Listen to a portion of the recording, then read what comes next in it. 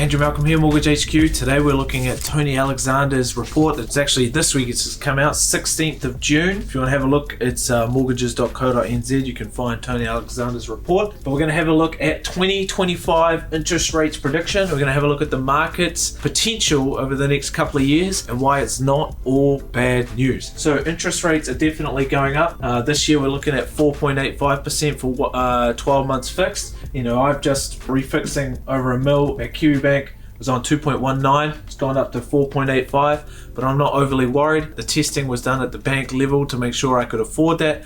It's gonna suck, but owning a property has been really great, and so that it's just the cost of doing business. Interest rates, everybody believes they're going up, and Tony Alexander does agree with that. Interest rates are gonna go up in the next couple of years, but what he's predicting is that in 2025, interest rates will come back down again, and he's saying 4.25% in 2025 and falling further to 4% in 2026. So we're going to have a couple of years that are not going to be very fun, but compared to interest rates in the past, in the decades gone by, it's not anything out of the ordinary, and we've got to take the good with the bad when it comes to property ownership, because owning property is a privilege, it's not a right, and that investment returns are going to be volatile. That's a risk and reward. You always got to weigh that up. But Tony Alexander also, not only is he doing interest rates prediction, he's saying 20 reasons to keep pursuing property listings. Now I've taken a few of the key ones here. I want to quickly go through some of the reasons why you really want to stay involved in the property investment market, whether it's your first property or you want to buy your 10th. You don't want to get cold shoulder and miss out on this opportunity to buy properties when the prices have gone down, because when interest rates go back to more favorable levels, we'll see that cycle kick back in, whether that's in 2025 or 2030 or whenever it is. One thing that most commentators, pretty much everyone's going to agree on, is that in 10 years time, property prices are going to be a lot higher then than they are today. So what is pushing property to still be one of the investment classes you want to be very active in is rising construction costs are going to push people towards existing properties. The fact that, it's so expensive to build something new when you can buy something existing that probably has more land, there's still going to be a lot of demand for existing property. Social housing demand is going up and up and up, whether this is because of COVID, because of more of a social left-leaning government. There's lots of factors, but the need for social housing is skyrocketing, and there are tax incentives as well. If you're letting the government use your property for social housing, you're able to get more tax benefits. There's definitely not enough tradies around for those new build properties and to fix properties up. So the reasons to stay active in the property game is there's a shortage of labor supply, so that when it's basic economics, when demand is high and supply is low, then the price will keep going up, and I feel that that is the case for the New Zealand property market. There's definitely more migrants going to be coming into New Zealand, whether that's expats coming back or hopefully more medically trained professionals, but New Zealand needs a lot of people to come into New Zealand to help grow the economy and to strengthen the country, and regardless of which government we have, they should be incentivizing that. Now, property is your classic inflation hedge. It's not just like keeping cash in the bank.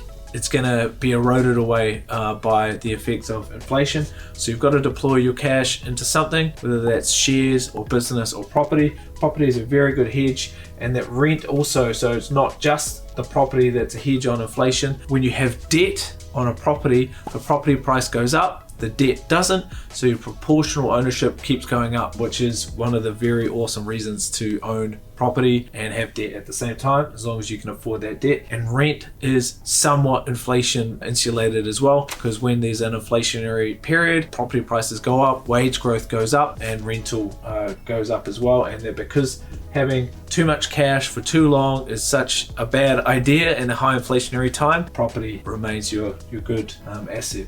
Now, tourism will bounce back, so we'll see a stronger Airbnb market, a stronger market in those holiday areas, which means less rentals available for the long population that lives there, which again helps make the rental prices come up because there's less supply. Now, if National gets back into power next year, which is looking more likely each day, high, then they should reverse some of the negative new policies that Labour's brought in that have worked against making property investment more favourable. High safety test rates. Now, a lot of people will be saying, oh look, higher interest rates, is there going to be a big default? Is there going to be a big credit crunch? Well, the thing to keep in mind is even when interest rates were 2.19, they're still testing at a very high rate, 6-7% rate they've been testing at. And now for borrowing at the moment, they're testing even closer to 8% to make sure that borrowers can afford it if interest rates keep going up. There's lots and lots and lots of listings. So it's a great time to start thinking about buying a property as an investment decision, because buying low and selling high, that's your classic investment adage. And CCCFA was policy brought in by the government, and it kind of stalled the market. Now it's taken 6 months, but the government has recognized, whether they've admitted it or not doesn't matter, they've recognized the error. And July 7th 2022, some of those strong policy changes being reversed or changed to make it a lot easier again to borrow money for investment properties. So if you've been using excuses or you've had a decline in the last 6 months, July 7th, but you can pretty much do it from now, is get your approval, get tested again for borrowing power. There might be a little bit of pain with these interest rates going up. As long as your cash flow is strong, whether it's from rental or from your income, things are looking a lot rosier.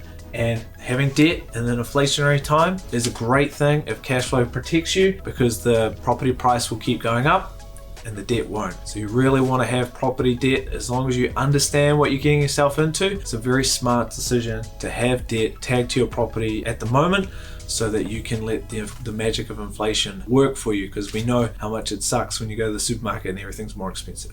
Any questions? Let me know. My favorite thing about the workshop is how simple it is. So language is really easy to understand, so anyone with no property knowledge can understand what's going on.